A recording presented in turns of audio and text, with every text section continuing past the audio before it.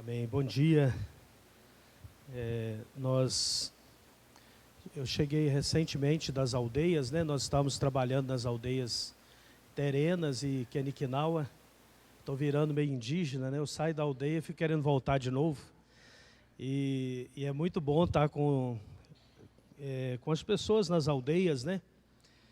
E eu queria mostrar um videozinho que nós fizemos rapidamente, desse último período agora. Nós somos com a equipe, né? Nós nos acampamos na aldeia Argola e de lá a gente estabelece então um trabalho em outras aldeias, são várias aldeias, algumas que nós ainda nem chegamos, né?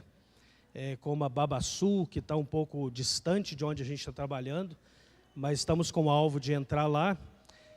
Outras portas se abriram agora para a gente entrar na aldeia Passarinho, e também estivemos na aldeia Moreira, que é uma aldeia bem populosa, e uma parte das imagens que vocês vão ver aqui é da aldeia na Moreira, e também do trabalho com as crianças também, né, na Caicoê. Pode colocar o vídeo aí.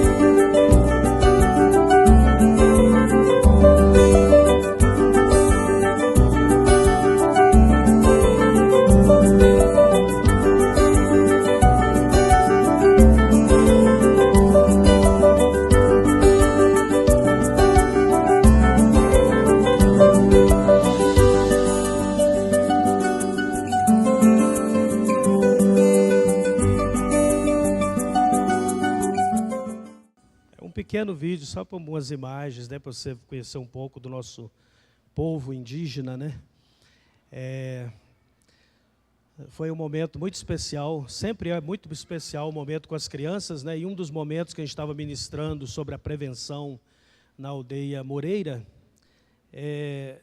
uma pessoa passou, um vendedor de picolé, e ofereceu picolé para todo mundo, distribuiu todo o picolé com a criançada, né? E a fama foi minha, disseram, querem que eu volte lá para dar picolé para todo mundo. Agora eu tenho que pensar no assunto, né? Mas está sendo um momento muito especial, assim, a gente começamos agora a formar discípulos entre os adolescentes e jovens nas aldeias. Então, dessa vez agora, nós tivemos uma experiência muito diferente, porque foi, dessa vez, a Júlia Brits, que é uma jovem de 19 anos, para trabalhar com as meninas e com as moças, né? E também para nos ajudar com as ministrações na área da prevenção ao abuso de criança. E Deus usou ela tremendamente. A Júlia está trabalhando, então, agora com as adolescentes, formando uma equipe que vai estar trabalhando nas aldeias, tanto nos apoiando no tempo que nós estivemos lá, como mesmo trabalhando lá nas aldeias. Nós montamos, para você ter uma ideia agora, um bazar. A gente sempre distribui roupa nas aldeias e agora montamos também um bazar que é para levantar recursos para a liderança local, indígena, para dar suprimento para o trabalho que está sendo feito nas várias aldeias, plantando igrejas, né? E nós colocamos uma das adolescentes, ela tem 14 anos de idade, para vender as roupas para levantar o recurso para a obra. E a Juliane, com 14 anos de idade, em pouco mais de 2 semanas, vendeu todas as roupas nas aldeias. São todas vendidas. Entrou em contato comigo, porque é que amplia a nossa lojinha, porque não tem mais mercadoria. Vendeu tudo. Então, assim, Deus está levantando potencial dentro das aldeias, né? Gente com coração para se envolver na obra, para servir o reino de Deus. E o nosso alvo é formar missionários e missionárias nas aldeias indígenas. Nós queremos que esses jovens sejam milagres de Deus, fator transformador naquelas comunidades, né? Então, o nosso trabalho lá agora está sendo muito de impulsionar a liderança local. Nós estamos com a igreja que foi plantada na aldeia Caicoê, que ainda falta algumas coisas para concluir, né?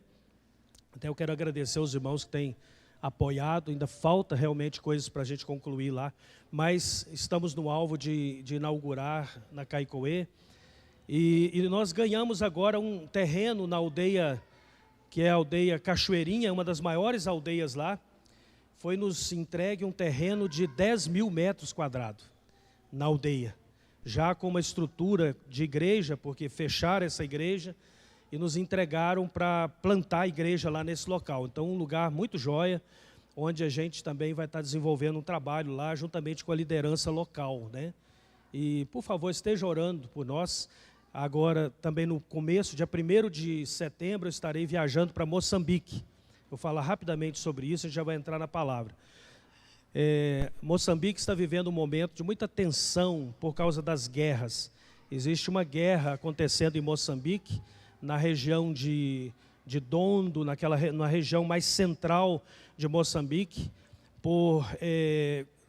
são radicais islâmicos, né? Eles formaram guerrilhas naquele lugar e têm atacado comunidades, mais comunidades. Inclusive, para minha ida agora, eu tive que mudar a categoria do visto e muita coisa acontecendo para conseguir visto para entrar em Moçambique, pasme ou não, né? Para chegar em Moçambique hoje não está fácil, e muitos lugares que eu não sou permitido ir.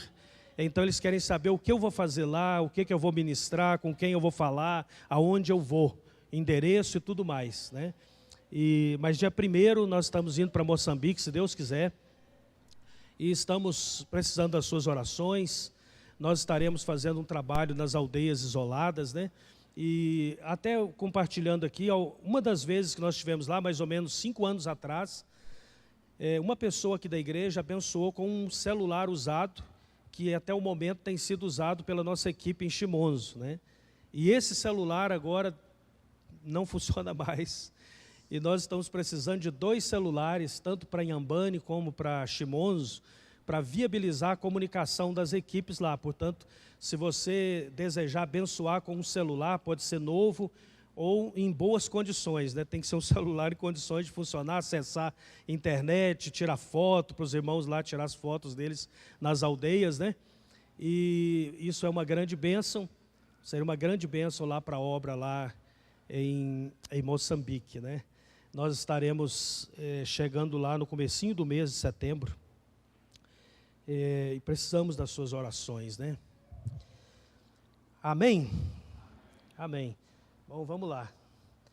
Ainda bem que eu estou acordado hoje. Eu fui pregar na Índia um tempo atrás, compartilhar com vocês são meus amigos, eu posso falar, né? Aí eu dormi na reunião, sabe? 50 graus a temperatura, a minha água já estava quente, os irmãos louvando, era 3 da tarde, cantando. E o irmão que ia traduzir para o hindi, ele viu que eu estava com sono, aí ele falou para mim, olha, pode dormir que eu te acordo na hora da palavra. Então eu dormi.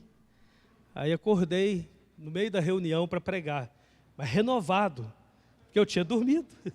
Então nem sempre dormir no culto é problema, às vezes é para renovação mesmo. Mas 50 graus, e ninguém reclamou, graças a Deus os indianos são muito bons nessa questão, ninguém falou mal do pastor. Aleluia. Eu gostaria de ler com os irmãos aqui em Ezequiel, capítulo 36. Ezequiel 36, a partir do versículo 25.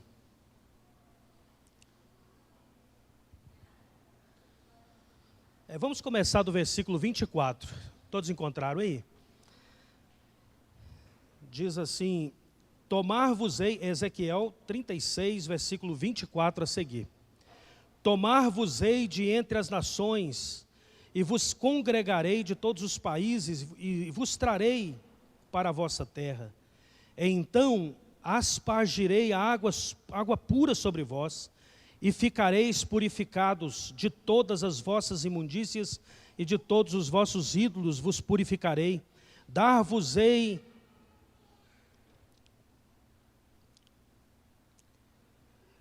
olha só o que a palavra diz: dar-vos-ei coração novo, e porei dentro de vós espírito novo, tirarei de vós o coração de pedra, e vos darei coração de carne.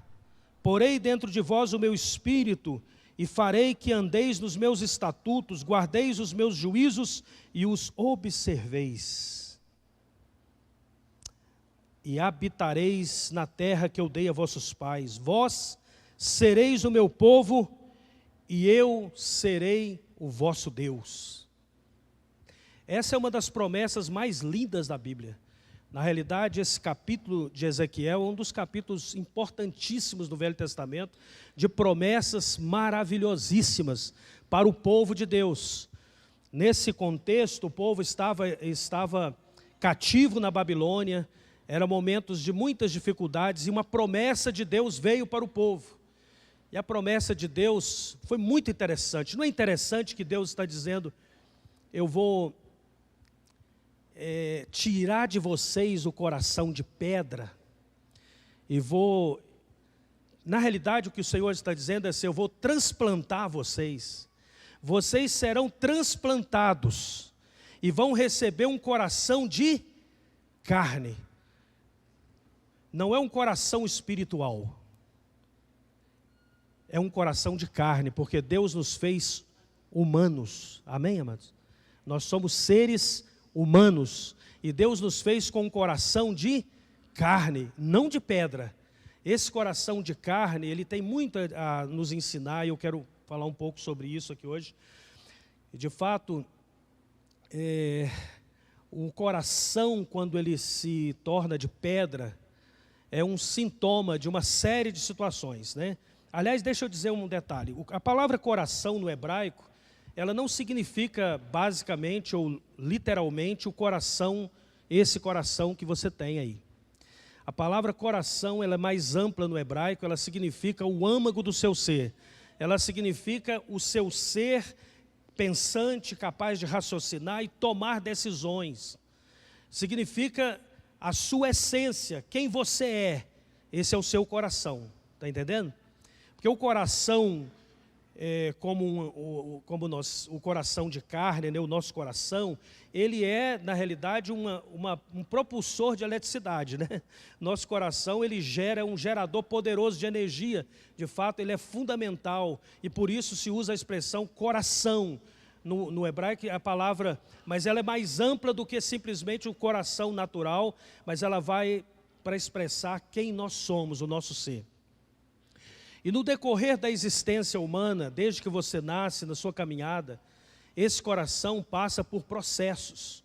E muitas vezes, nos processos da vida, nas decepções, e aí vem a outra coisa, a consequência do pecado, porque todos pecaram e destituídos foram da glória de Deus, a Bíblia diz. E por causa do pecado, o homem já nasce com essa propensão a uma deterioração da natureza, do ser. Nós nascemos em pecado, fomos concebidos em pecado. E isso, se você for ver, por exemplo, no livro de... Deixa eu ver aqui onde está. No livro de Romanos... Logo no capítulo 1, versículo 28 a 32, o apóstolo Paulo, ele começa a narrar o processo de deterioração do gênero humano, da natureza humana, do ser humano, do empedernecimento, né, do endurecimento do coração. E ele começa lá dizendo assim, eu vou ler para você. E como eles não se importaram de ter conhecimento de Deus, assim Deus os entregou um sentimento perverso para fazerem coisas que não convêm. Então, tudo começou com o homem não querendo conhecer a Deus. E nós nascemos, fomos criados para ter relacionamento com Deus. Amém, irmão? Mas o homem, por causa do pecado, preferiu abandonar Deus, se distanciar de Deus, porque a natureza humana se tornou comprometida, ela se tornou corrompida pelo pecado. E aí Paulo vai dizendo o seguinte: estando cheios de toda iniquidade, fornicação, malícia, avareza, maldade, cheios de inveja, homicídios, contenda, engano, malignidade, sendo murmuradores, detratores, aborrecedores de Deus, injuriadores, soberbos, presunçosos, inventores de males, desobedientes aos pais e às mães, nécios, infiéis nos contratos, sem afeição natural, irreconciliáveis, sem misericórdia, os quais, conhecendo o juízo de Deus, que são dignos de morte, os que tais coisas praticam, não somente as fazem, mas também consentem aos que fazem. Paulo está aqui narrando exatamente o processo de deterioração do ser, da natureza humana, quando abandona Deus e ele vai por esse caminho, e é um caminho, é um buraco sem fundo. Vocês estão entendendo? E esse coração vai se endurecendo à medida que ele se distancia de Deus. Quanto mais longe de Deus, mais pedra vira o coração. E se você olhar para a sociedade, se você olhar para a realidade, você vai ver justamente sintomas, sinais de pessoas, por exemplo, que estão num estágio tão avançado de degradação humana, que eles são incapazes de ter afeição natural. Sabe o que é isso, irmãos? Incapazes de sentir a dor do outro. Misericórdia, compaixão são palavras que passaram longe, porque aquelas pessoas chegaram num ponto de degradação em que eles trocaram tudo que tem a ver com coisas de Deus ou coisas boas por aquilo que é perverso, maligno e destrutivo. A prova disso é que nós estamos em guerra. Para quem pensa que nós estamos vivendo em tempos de paz, o mundo nunca viveu em paz. O mundo está em guerra desde o começo. As guerras estão indo e vindo constantemente, há guerras acontecendo dia e noite, perto ou longe de nós, dentro ou fora do ser humano, as guerras estão acontecendo, porque isso tudo é consequência do pecado.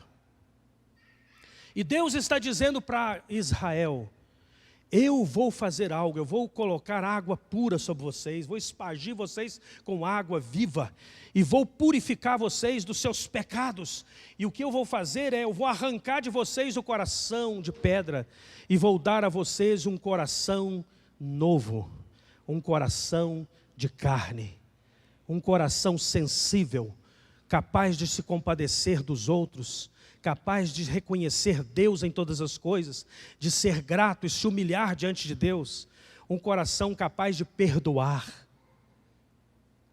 Deus está querendo fazer isso por nós hoje. Eu tenho orado ao Senhor, eu digo: Senhor, me dá um novo coração. Na dúvida se o coração ainda não está novo, eu digo: Deus, tira o coração de pedra e me dá um coração novo. Porque eu preciso desse coração de carne. Esse coração de carne vai nos conduzir ao conhecimento de Deus. Ele vai nos trazer para perto de Deus. E como é possível isso? Veja bem, no Velho Testamento, todas as pessoas se orientavam espiritualmente baseados nos ensinamentos de Moisés. Então, a Bíblia que eles usavam não era esta Bíblia, eles usavam a Torá. A Torá é composta dos 5 primeiros livros da Bíblia, Gênesis, Êxodo, Levíticos, Deuteronômio e Números. E também eles utilizavam daí os livros, no decorrer do tempo, eles começaram a usar os livros escritos pelos profetas, pequenos e maiores, né, no caso. E eram orientações que eles recebiam desses livros. Então o Pentateuco, deixa eu dizer para você uma coisa, tem um sentido muito importante para o Velho Testamento, para o Novo Testamento. De fato, o Pentateuco é a Bíblia que Jesus lia, é a Bíblia que Paulo leu, é a Bíblia que os discípulos leram. Não tinha essa coletânea de livros que nós temos hoje, e muitos livros que nós temos aqui surgiram porque o apóstolo Paulo estava escrevendo cartas da prisão para a igreja, e essa carta chegou até nós. Então muitas cartas foram escritas no Novo Testamento, né? De fato, agora a Torá, irmãos, tinha um lugar muito especial no coração do povo, porque a Torá representava a lei de Deus. E Deus falou ao povo dizendo: meditarás nas palavras dessa lei de dia e de noite, escreverás no umbral da porta. Eles escreviam, na verdade, até na testa, aquela tiara que colocavam, né, nas roupas. Tudo isso para se lembrar da palavra de Deus, porque ainda essa palavra não estava escrita no coração deles. O coração ainda era de pedra. O coração ainda lutava para entender as coisas de Deus. Então eles examinavam, eles estudavam, interpretavam a lei. E todo sábado na sinagoga para tentar entender a lei e tentar cumprir uma lei que eles nunca conseguiram cumprir. Porque a lei não se cumpre na carne do homem que é pecador. O pecador não vai cumprir a lei. Nós nunca vamos cumprir a lei de fato. E foi aí então que Deus enviou Jesus Cristo para não abolir a lei, mas para cumprir a lei na sua carne. Ele diz: eu não vim abolir a lei, mas eu vim cumprir a lei. O único capaz de cumprir a lei chama-se Jesus Cristo de Nazaré. E ele cumpriu essa lei. E em Cristo se cumpre exatamente a promessa aqui de Ezequiel, porque agora em Cristo Jesus, pelo sangue da cruz, você pode ter um novo coração. E a lei que precisava ser escrita no umbral, que precisava falar de manhã, de noite para se lembrar, porque senão não lembrava, Deus escreve no coração. Foi essa a promessa de Deus: escreverei nos seus corações a minha lei. Não é necessário, ou não será necessário que lhes fale da lei, porque estará escrita no coração. Deus está querendo nos dar um novo coração, onde os seus princípios e a sua palavra está inscrita, de maneira que eu vou me lembrar dela naturalmente, eu vou viver esse princípio, porque está no meu coração. Amém, queridos? Isso vai fazer toda a diferença. E foi nesse contexto que Jesus veio.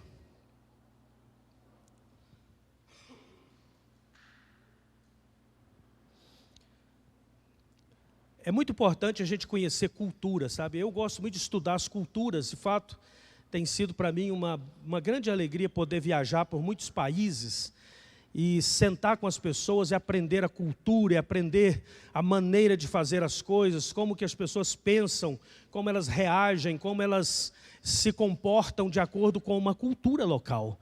Nós temos a nossa cultura também, né? Nós nos comportamos conforme uma cultura que temos.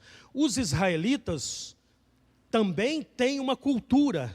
E toda a cultura foi desenvolvida ao longo dos anos da saída do Egito, passagem pelo deserto, entrada na terra prometida, os ensinamentos de Deus, os ensinamentos de Moisés. De maneira que, se você vai a uma sinagoga dos judeus, você vai perceber que a história parece que parou. Ela continua acontecendo como centenas de anos atrás em uma sinagoga. Eu me lembro alguns anos atrás, quando nós estávamos na Escócia, eu e minha família, nós tivemos um convite para ir para Jerusalém, para ficar alguns dias lá e conhecer algumas coisas. Um amigo nosso era missionário em Jerusalém, em Israel, né? E nos recebeu lá.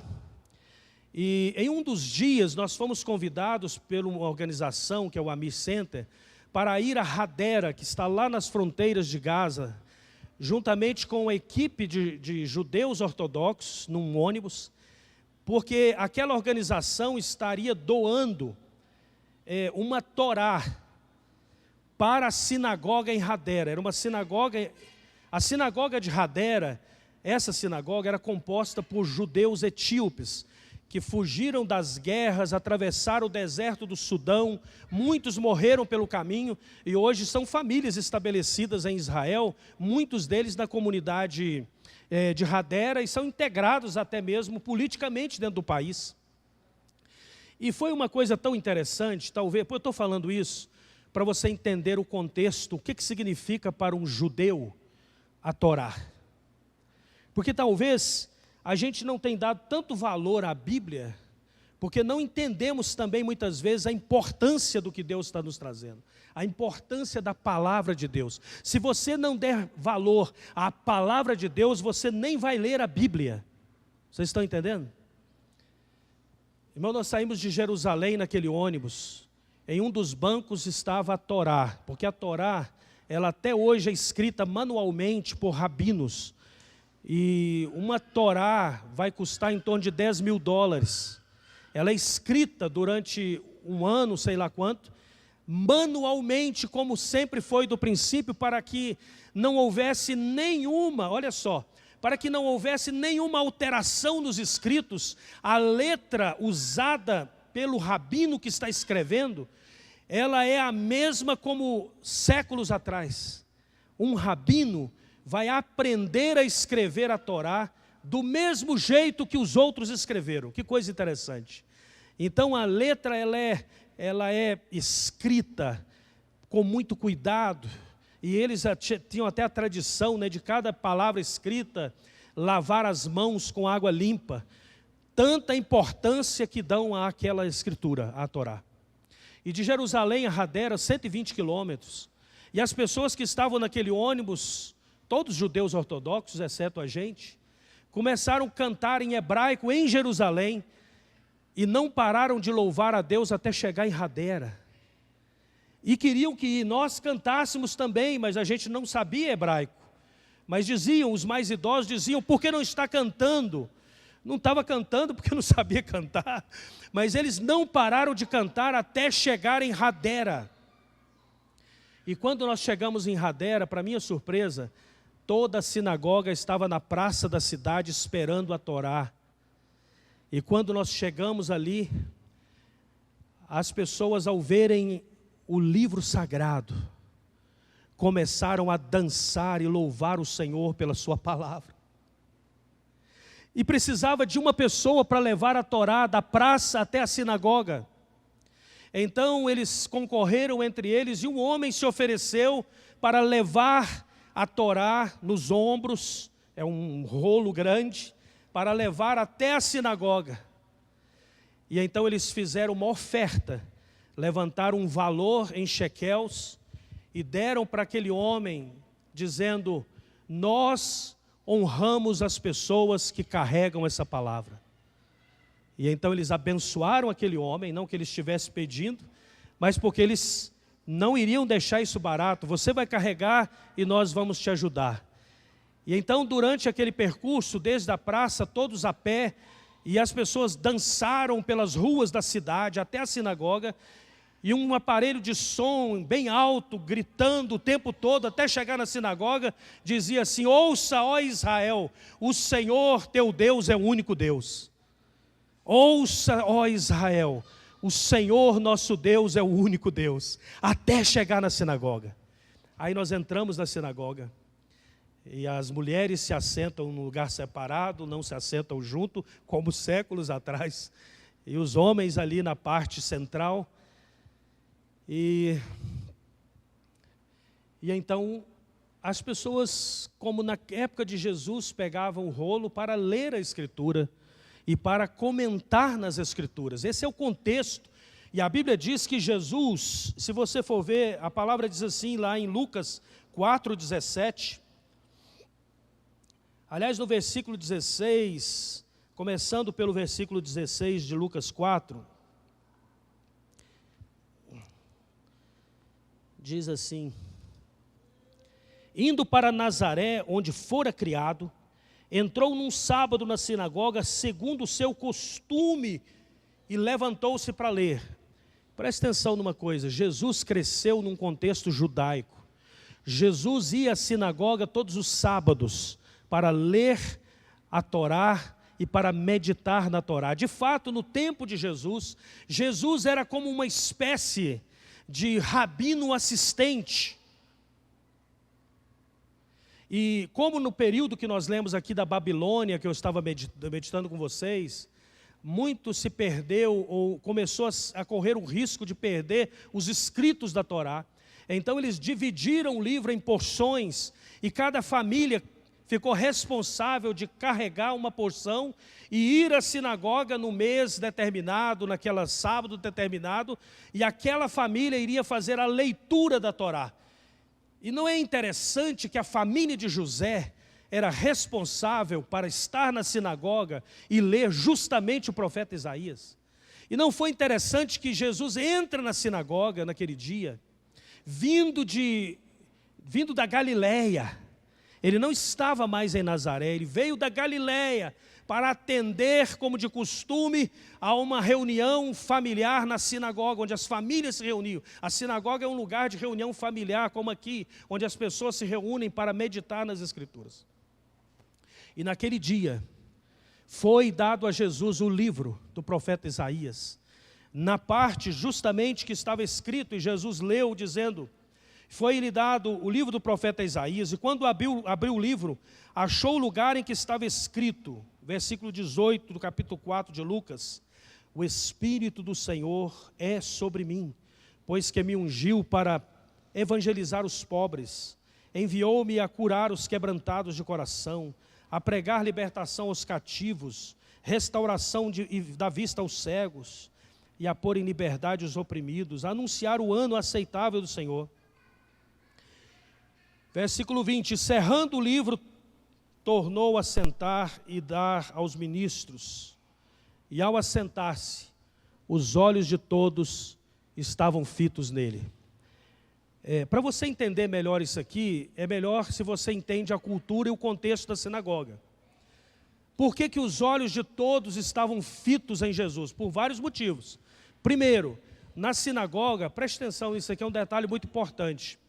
Na sinagoga existe um assento, existe um lugar que normalmente era feito de pedra, era um assento, que era chamado a cadeira de Moisés.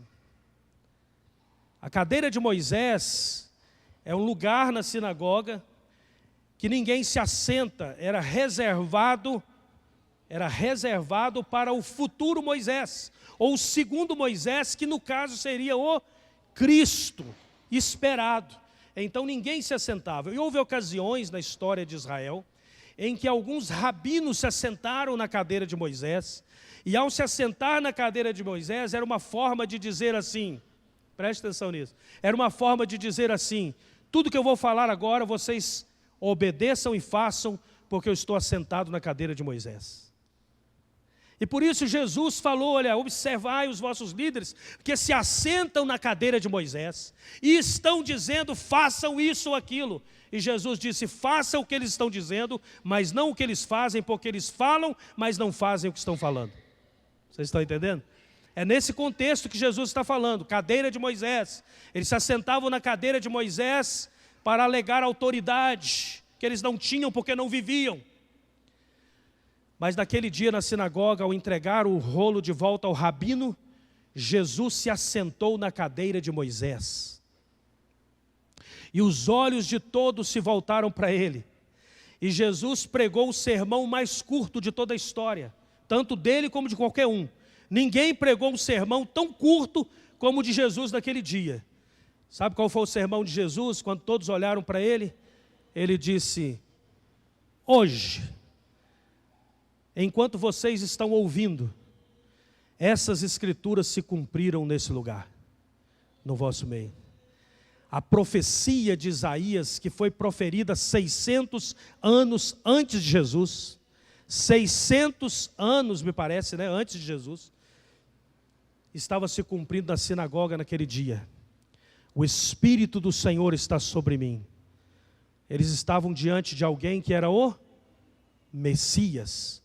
E enquanto Jesus disse isso, todos se surpreenderam, eles ficaram perplexos, pasmados, eles ficaram estupefados e começaram a comentar entre eles, não seria ele o Cristo? Seria realmente ele? Ele tem feito tantos sinais lá na Galileia, tantas coisas têm acontecido, não seria realmente esse o Messias? E alguém raciocinou o seguinte, como poderia ser ele o Messias se está entre nós a sua mãe seu pai José, sua mãe Maria, seus irmãos estão entre nós, ele cresceu aqui entre nós, porventura poderia esse ser o Cristo? Não tem chance de ser. Não é verdade isso que eles falaram? Não tem chance de ser. Jesus podia ter adotado o método politicamente correto e ter dito para eles assim: quero agradecer muito por vocês receberem a minha família, realmente eu cresci entre vocês, estava sempre aqui na sinagoga, somos irmãos, somos amigos, nossas famílias congregam juntos, né? E muito obrigado, e eu quero aqui liberar uma bênção sobre a sua vida hoje, né?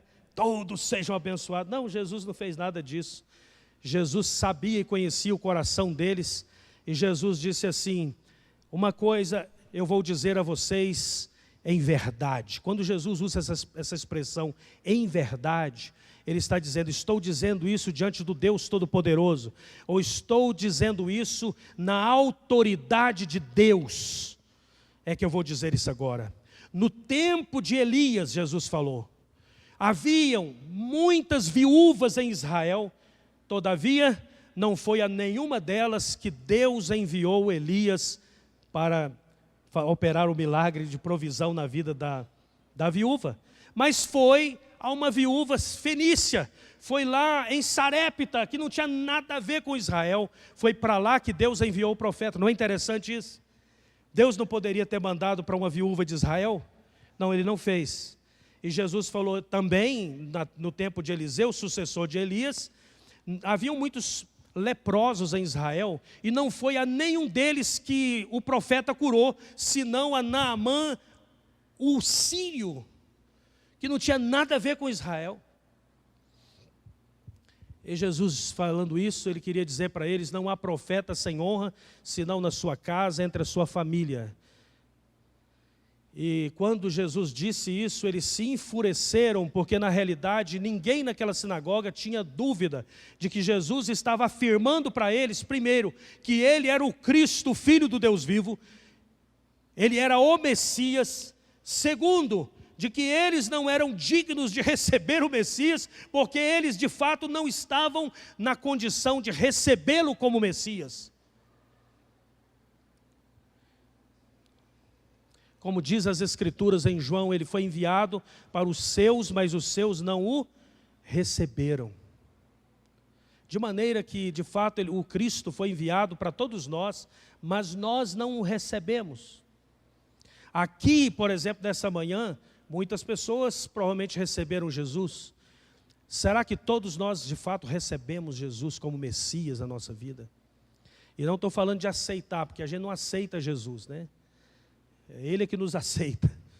Mas receber significa quando o seu coração foi renovado, transformado pelo poder de Deus, e o coração de pedra foi arrancado, e foi colocado um coração de carne pelo Espírito Santo, e agora por revelação do Espírito Santo, você agora se tornou filho de Deus. Ninguém se torna filho de Deus se Deus não o tornar filho. Os irmãos estão entendendo? Ninguém é salvo senão pelo sangue de Jesus. Não é pelas minhas obras, não é porque eu sou bonzinho, não é porque eu fiz assim, o assado, eu frequentei, eu fiz. Nada disso faz diferença.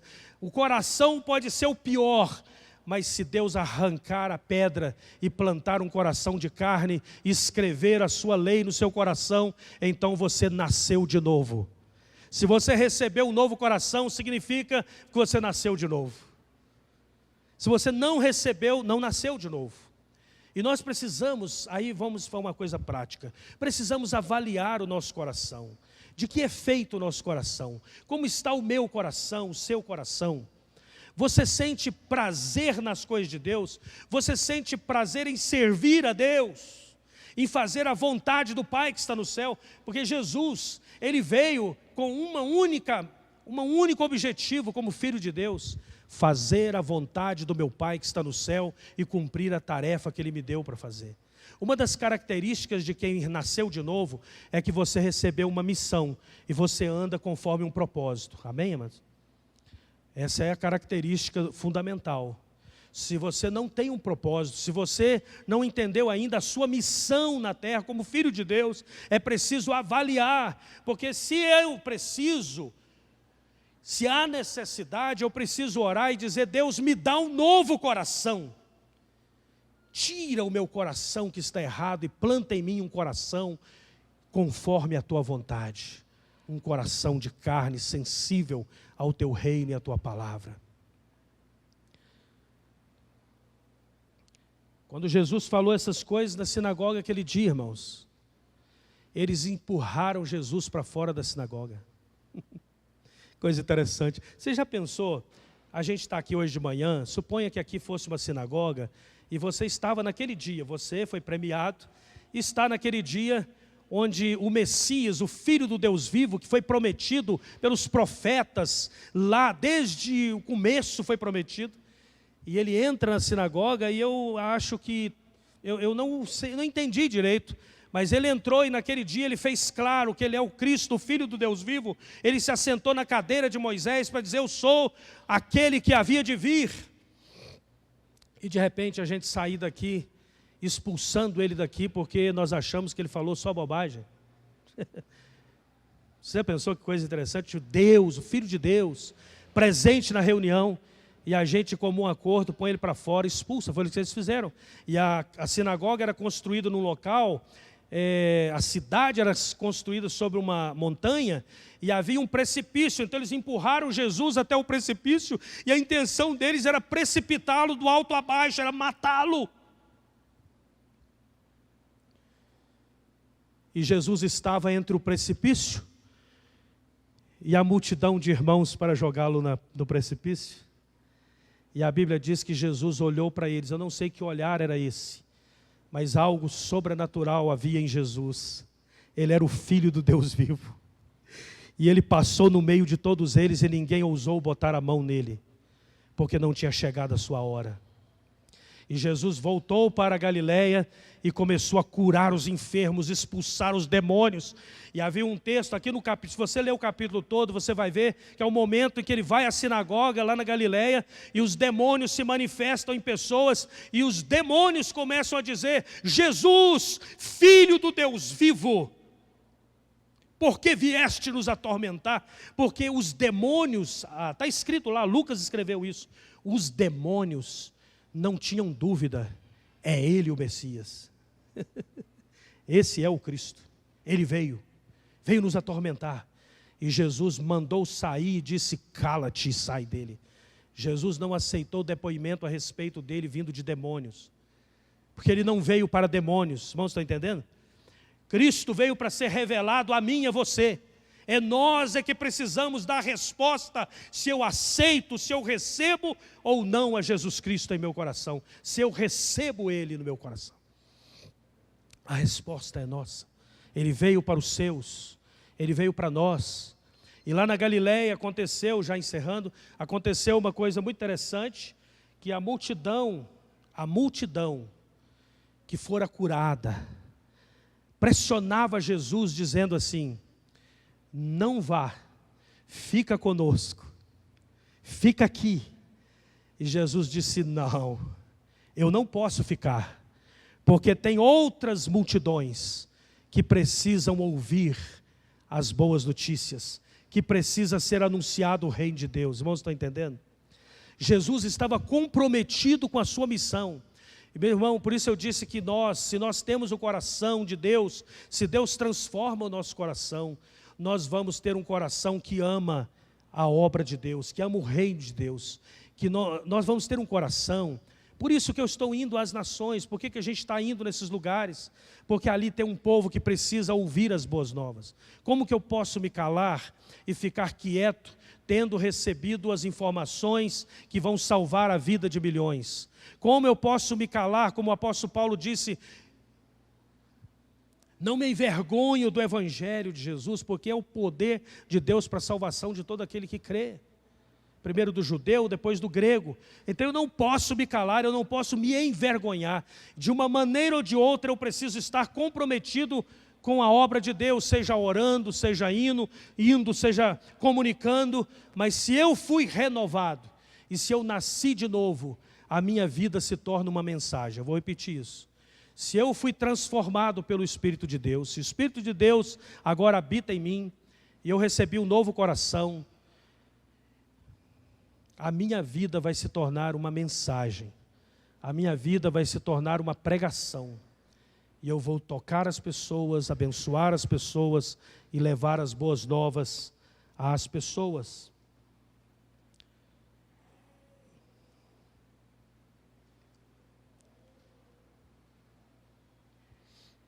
Nós recebemos a revelação daquilo que é o propósito de Deus.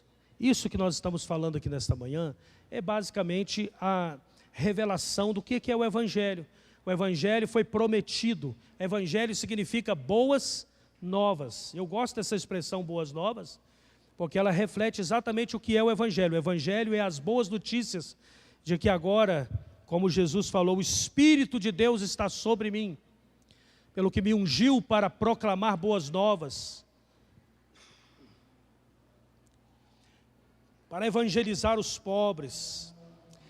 Enviou-me a curar os quebrantados de coração e a pregar liberdade aos cativos e restauração de vista aos cegos, liberdade aos oprimidos e anunciar o ano aceitável do Senhor. Eu me lembro, alguns anos atrás, fui juntamente com um missionário, nós fomos visitar uma penitenciária numa cidade do Paraguai, no interior, e nós entramos dentro do saguão principal, dentro do corredor principal, onde estavam todas as celas, né? E aí o portão da frente foi trancado e eu e esse missionário, estávamos lá no final do corredor e todos os presos ali no corredor. E a pessoa, o preso que estava organizando o detento, né, diz assim, o detento que estava organizando aquele momento ali, ele deu um grito de guerra para todos os prisioneiros. Ele disse assim, por favor, abram todas as portas da prisão. E então todas as celas, né, com as suas grades, né, as grades foram abertas até o final, de maneira que havia um corredor e todas as celas estavam agora abertas e todos os presos no corredor para ouvir a palavra de Deus. Interessante, né? E eu perguntei para aquele rapaz, por que você pediu para abrir todas as portas? Ele disse assim, sim, pastor, é que diante da palavra de Deus, todas as prisões têm que se abrir. É em reverência à palavra de Deus. Em reverência à palavra de Deus, as portas da prisão se abrem. Em reverência à verdade eterna, as cadeias são quebradas, os grilhões são quebrados. O coração, irmãos, presta atenção, eu vou pedir só para eu colocar um videozinho rapidinho que eu queria mostrar aqui. O coração de pedra, ele não pode ser curado senão substituído por um novo coração. E só Deus faz isso. Só Deus faz isso. Eu tenho aprendido muito com os indígenas. Eu estava na aldeia Caicoê esses dias e a aldeia Caicoê, eles são artesãos, eles trabalham com argila, né? E a Flaviana, que é a matriarca, uma das líderes da comunidade, a irmã que tem 30 netos, ela, desde os 7 anos de idade, ela fabrica vasos, objetos de argila. E eu gosto de assentar com a Flaviana e ouvir as experiências dela. Ela tem agora a minha idade, 55 anos. E ela, desde os 7 até agora, nunca desistiu de fazer vasos. E ela me disse esses dias lá uma coisa interessante. Ela disse, olha, pode colocar o vídeo aqui. Ela disse, na realidade, tem muitos vasos que a gente faz, que quando vai ao fogo, eles se quebram. Não há resistência suficiente, ele trinca, quebra. E quando quebra o vaso, ela falou, só posso fazer uma coisa com ele. Ela pega aquele vaso empedernido, endurecido, coloca num pilão que está ali, e ela vai então socar aquele vaso até virar um pó muito fino. Depois ele é coado. Pode colocar.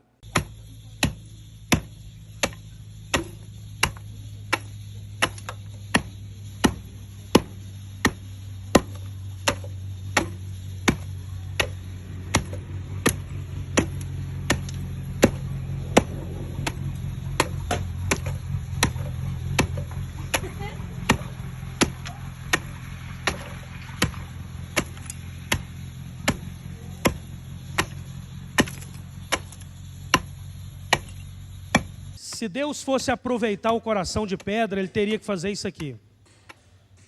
Quebrar tudo. Fazer um pó muito fininho que ela faz. E esse pó, depois de coado, não pode ter contaminação da mão, não pode ter suor ou gordura ou farinha. Bem limpinho, esse pó é adicionado à argila nova. Olha só. É adicionado à nova massa para dar consistência ao barro que vai produzir um outro. Se esse pó pegar a umidade da sua mão, o outro vaso vai estourar. Então tem que ser sem contaminação para poder utilizar esse pó. Mas Deus não precisa fazer isso, porque Ele pode fazer de novo. Não é interessante? Ele não precisa, Ele pega o coração de pedra, tira e Ele dá um coração novo. Vamos ficar em pé? Eu quero orar com você agora. E eu quero orar para que Deus nos dê um coração novo. Nessa manhã. Para que Deus nos dê um novo coração. Deus pode transplantar você aqui hoje de manhã. Talvez eu tenha um amigo, o pastor Henrique de São Paulo, da Rocha. Ele fez transplante de rins e ficou 20 dias agora internado porque houve rejeição do rim. O irmão doou um rim para ele. Eu estava acompanhando ele em oração esses dias, recebeu alta, graças a Deus.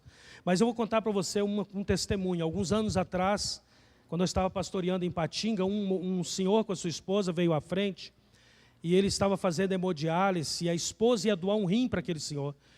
E ele pediu oração porque ele ia fazer um transplante.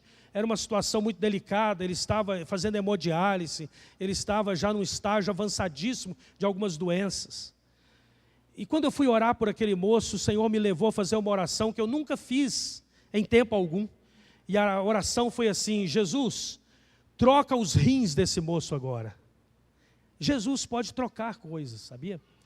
Eu falei: Senhor, troca agora, tira os 2 rins dele e planta agora nele 2 rins do tamanho dos rins de uma criança. Eu não entendia por que eu estava dizendo exatamente essas palavras, do tamanho dos rins de uma criança. E nos dias seguintes ele foi para o hospital e foram fazer novamente a leitura para ver como e proceder com o transplante. Seria naquela semana o transplante, de fato. E a junta médica do Hospital Márcio Cunha, lá em Patinga, se reuniu com esse moço e mostrou para ele o resultado anterior e disseram: olha, esses aqui são os seus rins. Aí pegaram o novo resultado e disseram: olha, não sabemos o que aconteceu, mas os rins que você tem agora não são os seus, porque sabemos disso, o tamanho deles é do tamanho dos rins de uma criança. Irmãos, Deus arrancou aqueles rins velhos e deu àquele moço 2 rins como de uma criança, para confundir aqueles homens, porque eles não teriam como dizer que o rim melhorou, senão que foi trocado, porque Deus faz transplante de órgãos. Deus faz. E Deus está prometendo isso aqui, Ele está dizendo: eu vou tirar de vocês o coração de pedra e vou plantar em vocês um coração de carne. Deus não está brincando disso, Ele está falando que Ele pode tirar de você o coração de pedra e te dar um coração novo que é sensível às coisas de Deus. Fale com Deus agora. Senhor, em nome de Jesus, nós oramos aqui nesta manhã. Pai, eu coloco diante de Ti os meus irmãos. Esse é um momento tão especial, Senhor, e nós não queremos deixar de fazer essa oração, senão queremos orar, pedindo agora que o Senhor nos dê um novo coração. Nos dê um novo coração. Troca corações aqui nesta manhã, Senhor. Eu sei que muitos de nós aqui estamos agora pensando: puxa, realmente se Deus mudar o meu interior, eu vou lutar diferente, eu vou decidir diferente, eu vou pensar diferente, eu vou perdoar, eu vou ter uma outra atitude diante da vida. E isso é verdade, Senhor. Eu creio nisso, que o Senhor nos muda de dentro para fora. Escreve a Tua lei no nosso coração. Quebra agora todo o cativeiro, toda a prisão, todo o coração empedernido e troca, Senhor, agora. E nos dá um novo coração para a glória do Teu nome nesta manhã. em nome de Jesus, seja transplantado.